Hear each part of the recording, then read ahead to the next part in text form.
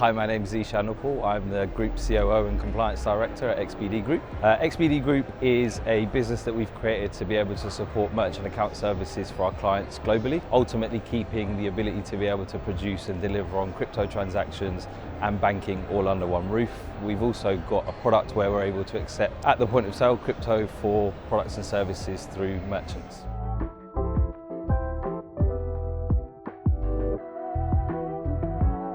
So traditionally our business from our co-founders Paul and Rishan was an OTC desk. So we would deal with predominantly businesses, corporates, institutions and SMEs and on and off ramp into digital assets for our clients.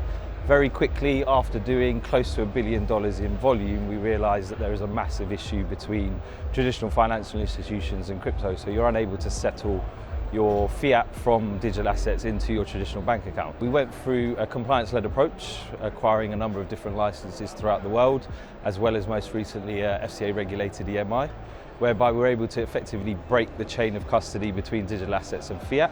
So we're able to issue our clients with virtual IBAN accounts where we'll be able to settle directly digital asset settlement into fiat, into a named account, and then they're able to interface that named account with their traditional bank account. So effectively bridging that gap between traditional and digital assets.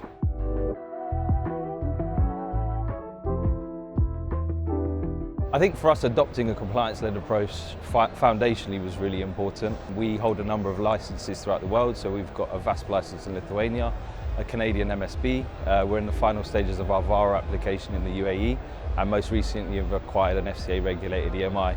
And I think foundationally from our processes, procedures and policies that we've got in place, is very much a compliance-led approach, but also a culture. So we've created a culture whereby the business is important, of course, but it's done within the ring-fence requirements of regulators, what the regulation states, as well as working very closely with regulators and financial institutions. We've got about 30 years combined experience within the team of traditional financial services, so we speak the same languages as banks, speak the same languages as regulators, and that gives them a level of comfort that we're able to deliver our solution in a compliant and regulatory manner.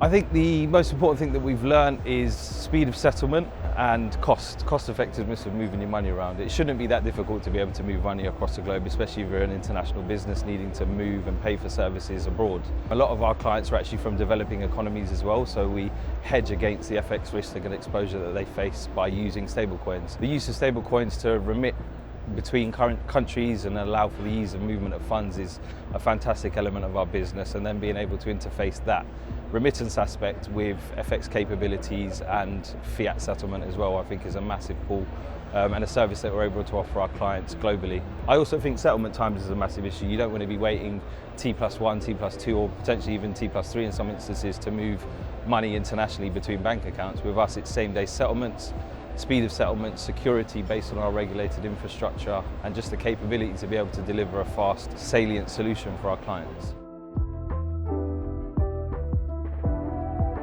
Continued international growth for us, I think. We're very much at the start of our journey, even though the business has been going for a number of years. Based on our OTC capabilities, I think entering into the more financial services space with our EMI is really going to elevate the business. We're hoping to be able to raise the amount of funds that have been traded with us to almost double or triple where we currently are at the moment. Expand the teams because we've got a number of offices across the globe in Dubai, Lithuania and Canada, and just continue to grow the team in a way to be able to support the business's growth globally.